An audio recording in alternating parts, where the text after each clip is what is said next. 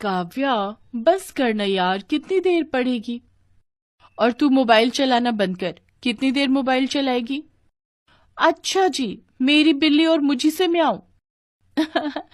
अरे कुछ पढ़ ले, अगले हफ्ते से एग्जाम्स हैं। हाँ तो अभी तो पूरा हफ्ता बाकी है, अभी से क्यों टेंशन लेनी एग्जाम्स की?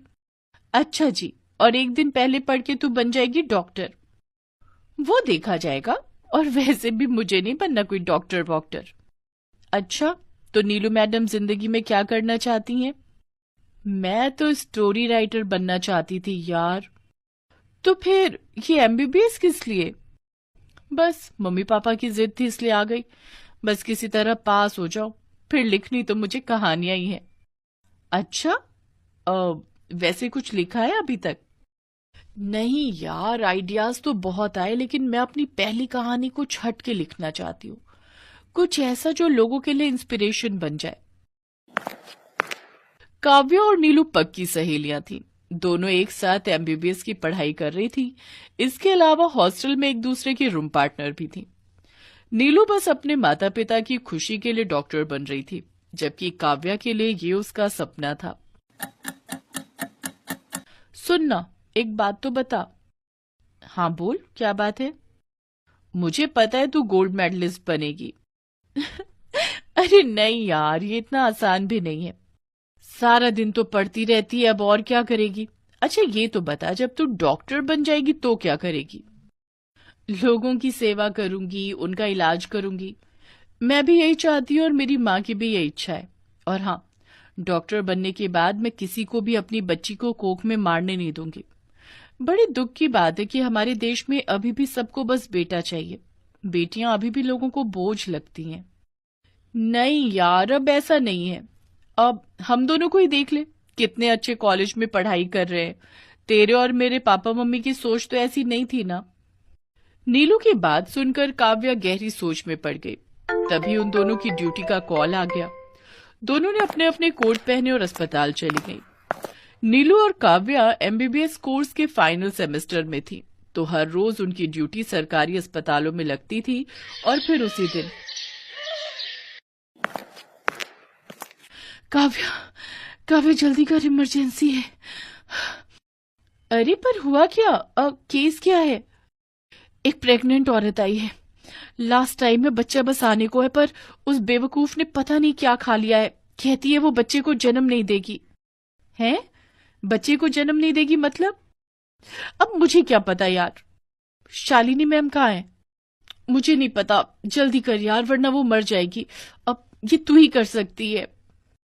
नीलू जानती थी कि उस औरत और उसके बच्चे को अब सिर्फ काव्या ही बचा सकती थी। काव्या झट से उस औरत को ऑपरेशन थिएटर ले गई और फिर कुछ देर बाद, कितनी प्यारी बच्ची है तुम्हारी। क्यों इसकी और अपनी जान लेने पर तुली थी तुम? मैडम, सारे लोग आप जैसे नहीं होते। मेरे घर वालों ने पता लगा लिया था कि मैं एक बेटी को जन्म देने वाली हूँ। उन्होंने इसे मारने की कोशिश की। मैं अपने मायके चली गई थी, लेकिन वहां भी उन लोगों ने मेरा पीछा नहीं छोड़ा। अब उनके हाथों मरने से तो अच्छा था कि तो अब तुमने क्या सोचा है? मैडम, मुझे तो कुछ समझ नहीं आ रहा।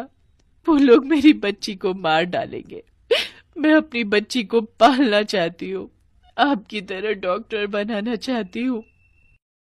अच्छी बात है, तो फिर तुम्हें इसके लिए सबसे लड़ना होगा। पर मैं अकेली कैसे?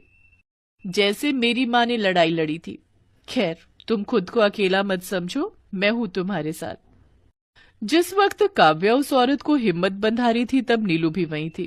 फिर शाम को हॉस्टल में, काव्या, तू उस औरत से क्या कह रही थी? यही कि उसे अपनी बच्ची के लिए खड़ा होना चाहिए।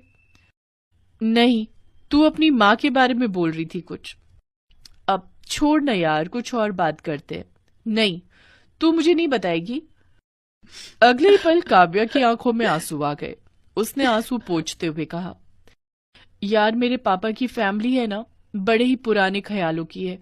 उन्हें हमेशा से ही बेटे चाहिए थे, पर भगवान ने उन्हें पहली संतान बेटी ही दी। वो तू है? नहीं, मेरी दीदी सरिता दीदी। फिर तू आई? नहीं, मेरी छोटी दीदी कविता दीदी। ओह शिट, फिर क्या हुआ? तीसरे बच्चे के रूप में जब मैं पैदा हुई तो मेरे पापा और उनके पूरे परिवार ने मुझे मार डालने की बात कही। अरे बाप रे, फिर तू बची कैसे? मेरी माँ ने मुझे बचाया। थैंक गॉड, अच्छा हुआ आंटी थी वहां। यार तेरी माँ तो रियल में सुपर हीरो है। मुझे कब मिलाएगी उनसे? बस अगले महीने हम सबको डिग्री मिलेगी ना, तब, प्रॉमिस। देखते ही देखते 1 महीना गुजर गया। नीलू और काव्या की पढ़ाई पूरी हो चुकी थी और अब दोनों को डिग्री मिल रही थी। काव्या को गोल्ड मेडल मिला क्योंकि उसने पूरे कॉलेज में टॉप किया था। फिर मंच पर गोल्ड मेडल पहने खड़ी काव्या ने बड़े गर्व से कहा, आप सबका शुक्रिया, पर आज मैं यहाँ अगर खड़ी हूँ तो अपनी माँ की वजह से। अब मैं अपनी माँ को स्टेज पर बुलाना चाहती हूँ। सरिता दीदी, प्लीज आओ ना। काव्या की बात सुनकर पूरा हॉल शांत हो गया। सरिता काव्या से सिर्फ 5 साल बड़ी थी और वो कहीं से भी देखने में काव्या की माँ नहीं लग रही थी। और फिर ये मेरी बड़ी दीदी हैं।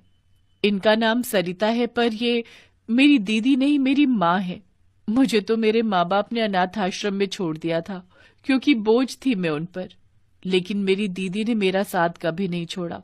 अपनी शादी के बाद वो मुझे अनाथ आश्रम से वापस लेकर आई और जब ससुराल वालों ने इनका साथ नहीं दिया तो इन्होंने मेरे खातिर अपना बसा बसाया घर भी छोड़ दिया। इतना कहकर काव्या ने अपना गोल्ड मेडल उतारकर अपनी बड़ी बहन सरिता के गले में पहना दिया और पूरा हॉल तालियों की गड़गड़ाहट से गूंज उठा। पास ही खड़ी नीलू भी खुशी से ताली बजा रही थी।